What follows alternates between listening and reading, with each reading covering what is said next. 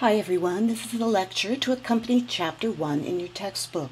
Please also carefully read Chapter 1 as there are many ideas, concepts, and examples that I simply don't have time to address during this lecture. Alright, let's talk about communication. I don't know if you've ever thought about what it would be like if we did not communicate, but I can tell you right now that since communication is such an essential part of what makes us human, I don't think we would exist if we didn't have the ability to communicate. It meets so many of our human needs, certainly physical needs. If you read in the textbook about the Emperor Frederick II, who did what would be today considered a very unethical science experiment, in which he wanted to find out what kind of language children would speak if nobody spoke to them. So he had the nurses in an orphanage not speak to the children in their care. They would only clothe them and feed them and put them down and walk out of the room. He was very excited to find out what they were going to say when they could finally talk, but he never found out because they all died. That's right. We need communication in order to survive. They died from failure to thrive.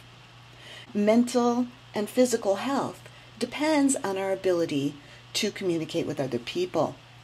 It meets our relational needs as well, our need to connect with people other than ourselves, to have those rich interactions with the people around us. And it's been shown that people who say that they have a rich social life and good communication skills actually report being happier than people who don't say those things. It also fills our identity needs, because a big part of who we are is a reflection of what others see in us. So we might think that we're funny, but until somebody goes, "Oh, you're really funny," we're not quite sure. So our identity is based, at least in part, on what is reflected back to us from other people. Communication also meets our spiritual needs. I don't necessarily mean religious, although that could be a way to express your spiritual needs, but just having that connection to other humans, to the world, to the universe, gives our life meaning and helps us understand what we value, and that is critical to our survival. And finally, instrumental needs. Instrumental just means the pragmatic and practical day-to-day interactions that we need to get through the day. So the ability to be able to tell the barista at Starbucks what kind of coffee you want. Not being able to do that means you wouldn't get coffee. Not being able to say, "I'm hungry" to someone, you may not get fed. And again, it all comes down to our very survival as humans. Before I get into talking about communication, you need to understand a couple of terms. So, when I say the word source, I mean the speaker, and I might use those words interchangeably. That is, in communication, that's the person with something to say.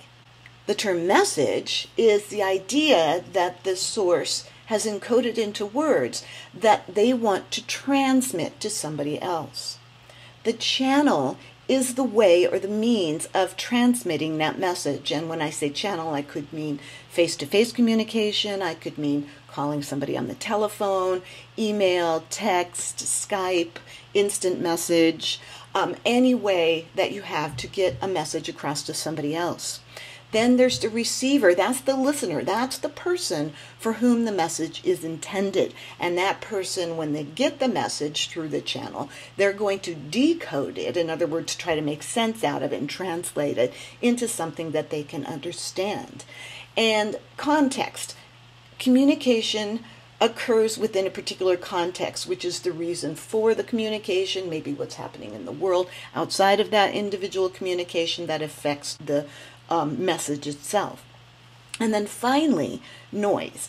Noise is always there, even if we don't want it to. That's anything physical, physiological, or mental that gets in the way of the message. And when I say physical, I mean, if you're standing there talking to somebody and there's a jackhammer outside the door and it's going off, obviously you're not going to be able to talk to that person. That's physical. Or, you're trying to listen to this lecture and your kid comes running in the room and distracts you with some loud noise. physiological. Maybe you're too sick or too hungry or something is going wrong with your body that you just really can't pay attention. That gets in the way. Mental has to do with your mind. There are things that are inside your mind that keep you from listening to a message. So if you're angry or upset or distracted by something, it's going to be more difficult for you to hear and understand that message. So now that you understand all those terms, let's talk about a couple of models of communication. The first one we're going to talk about is the action model. The action model treats communication as a one-way process. And you can see by this illustration here that there's a source, someone who has a message to say, that encodes that message, sends it through a channel to a receiver who decodes it. And of course, there's always noise, so that is always there.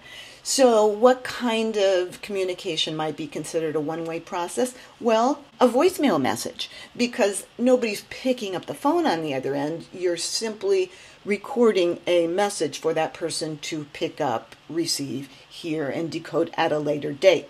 So that's the action model. The source formulates an idea, then they encode that message, and then they send it through a channel. The receiver gets it at some point and decodes it. And as always, the interpretation is affected by noise, because if the receiver is upset or distracted in some way, they may not get that message the way you meant to send it. So that's the action model. That's pretty much simple one-way communication process. Then we have the interaction model. The interaction model treats communication like a two-way process. So if you're having a conversation with somebody, this is a fairly good model. It's not the best model, but it is a fairly good model because, as you can see by the illustration, it's a two-way message. The source says something to the receiver, who sends feedback, another message back to the receiver. So it's a continual loop. So in the interaction model, it's like the action model, except that it puts that as a two-way process where the receiver gives feedback. And feedback is any words that they say, and nonverbal behavior. And the context, the reason for the communication affects its meaning. So let's go on to what I think is the best example of what happens in communication, and that is the transaction model. And in this, both communicators are both sources and receivers at the same time. It's not just back and forth, it's continual. So it's both directions concurrently, because think about it. When you're talking to somebody, if you're in face-to-face interaction with them, you're watching their behavior, they're looking at you, so you're getting feedback at the same time as you're sending the message to them. So that's why this is a better example of communication, because it's continual. It's better than the interaction model because it suggests that both parties in the conversation are sending and receiving simultaneously, and that communication is flowing in both directions at once. So when we think of communication, I think, like I said, the transaction model is the best example of that kind of communication. So let's talk a little bit about different characteristics of communication. There are 6 main characteristics of communication. The first one is that communication relies on multiple channels. And what is a channel? Well, it is the way that we get the message across. We can do it through words. We can do it through nonverbal communication. So our gestures and our eye contact can send messages as well. If we're not in face-to-face communication, there are many other ways in which we can send a message. We can text someone. We can pick up the phone and call them. We can even send letters. I know, what are those? We can Skype with them, or there are an innumerable amount of ways that we can communicate with someone. So multiple channels are out there. Then communication passes through what are called perceptual filters. And what a perceptual filter is pretty much everything we are. Everything that we hear and see is filtered through everything that we are, through our own beliefs, values, and experiences. So no two people are going to perceive a message in exactly the same way because you and I have not had the same experiences throughout our life. So even though we're going to get the same message, we're going to perceive it in very slightly different ways. We'll probably both understand the gist of it, but we might perceive it in different ways. The third characteristic of communication is that it is people, not the words themselves, that give communication its meaning. Words are really nothing but symbols. People decide together on what these words are going to represent. So it is people that give communication meaning. And communication has both literal meanings and relational implications. So there are different dimensions to communication. The content dimension is basically the dictionary definitions of the words in context, obviously. So you say a sentence, and the content dimension is what the words in that sentence mean when you put them all together. So that's the basic meaning of the sentence. The relational dimension is something entirely different. That is the meaning of the words as they apply to a specific relationship. So your understanding of a sentence within the context of a relationship could be very much different. There could be a lot of underlying meanings that are not exactly what the words are saying, and that has to do with the interaction that you have had with that person. There is something called meta-communication that is very important to understand. That meta-communication is communication about communication. So in a relationship, when you say things like, "You never let me finish a sentence," that's meta-communication because what you're communicating to that other person has to do with the way in which you communicate with each other. So remember that, because that is a critical concept. And one of the ways in which we create relationships with other people is through meta-communication, with expressing how we or that other person are expressing themselves. Communication always sends a message, whether that's intentional or unintentional. I don't know if you've ever heard the phrase, "you cannot not communicate," but if you are in any given situation, just simply not saying anything is not necessarily not communicating. Because you've got other forms of communication that you're sending, nonverbal in this sense. And we do and say things all the time. We communicate whether we mean to or not. So there are all different ways to communicate, and we may or may not intend to send a message, but we do. And communication is governed by rules. And there are explicit rules and implicit rules for communication. Explicit rules, you see that in the store when, there's somebody with a little kid and the little kid is yelling and the mom says to the little kid, "We don't yell in the store." That is an explicit rule. She is giving you specifically a communication rule. We don't yell in the store. Or if you can't say something nice, don't say anything at all. That is a communication rule. And most explicit rules are taught to you by your parents. If you walk into a library and there's a big sign on the wall that says, "Quiet, please," that's an explicit rule. They want you to be quiet in the library. Those kinds of things we understand. Implicit rules, on the other hand, are the kind of rules that nobody really ever came out and told you, but you kind of gathered from interacting with other people and in social situations. Let's take the elevator rules, for example. Has anybody ever told you what the elevator rules are? No. But you've gotten in an elevator enough times that you kind of know what the rules are. You don't necessarily burst into conversation with somebody in an elevator unless you got onto the elevator with that person and you were in conversation with them, or you recognize them and you say hello or something like that. But you don't just talk to strangers in the elevator. That's inappropriate and awkward. It might happen that you might need to say something, and you don't stand too close to somebody because that kind of body language is a little bit off-putting. So think about that. There are implicit rules. Where'd you learn those? Probably don't know. But you just learn them by observation. But you don't have to say them to anybody else. You just know what they are. What is interpersonal communication? You kind of have to know what it is if you can understand the text.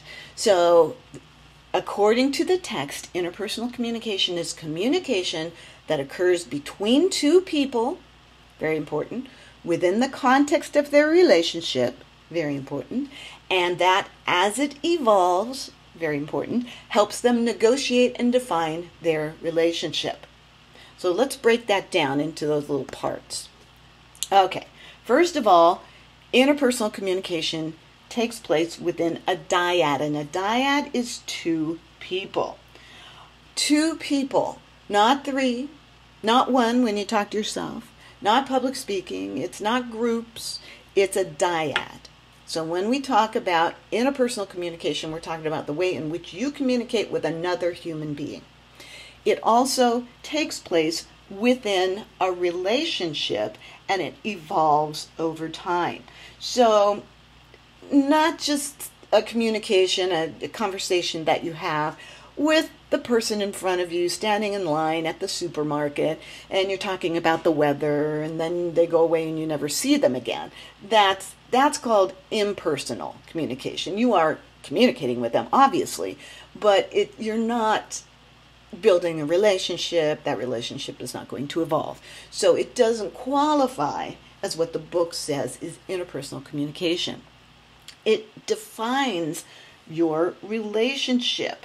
It changes over time, how you talk, the topics you choose to talk about, how much you disclose with the other person. That kind of defines what kind of relationship that you have with this other person.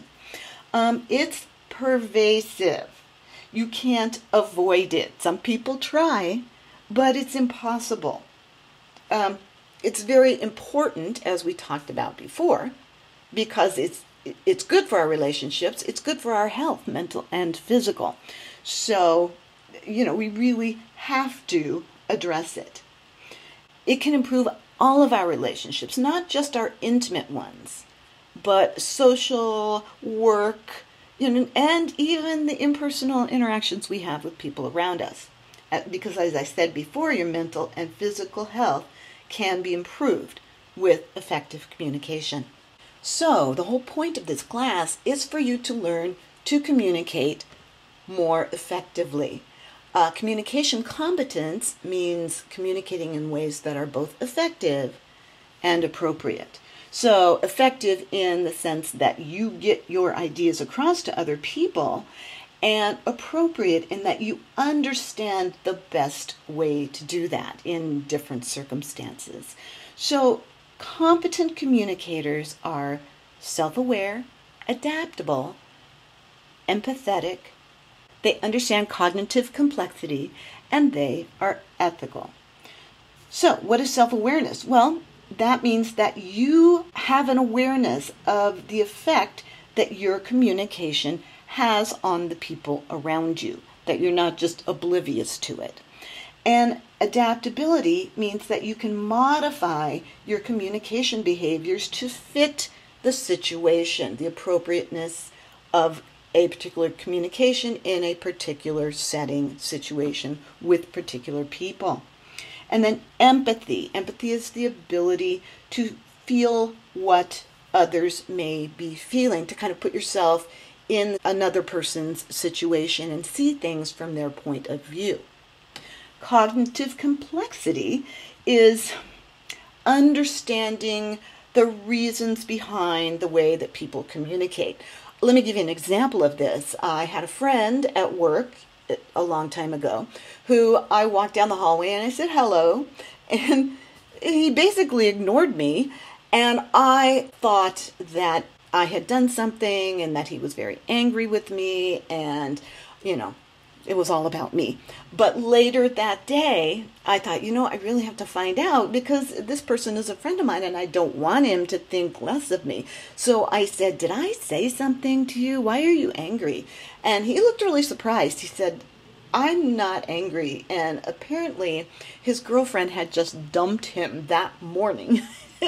My interaction with him occurred right after that. And as you can imagine, he didn't really want to talk then. So had I used more cognitive complexity, I might have said, there's got to be something going on with him.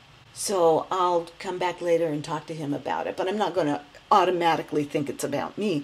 So I've tried to incorporate more cognitive complexity into my communications with other people. And finally, ethics. Ethics are your understanding of right and wrong. So really what you want to do is try to treat people honestly, and fairly based on your ideas of what is right and wrong. That you're not using communication to coerce or manipulate or to get people to do something that's not in their best interest. All right, this is the end of the lecture for Chapter 1.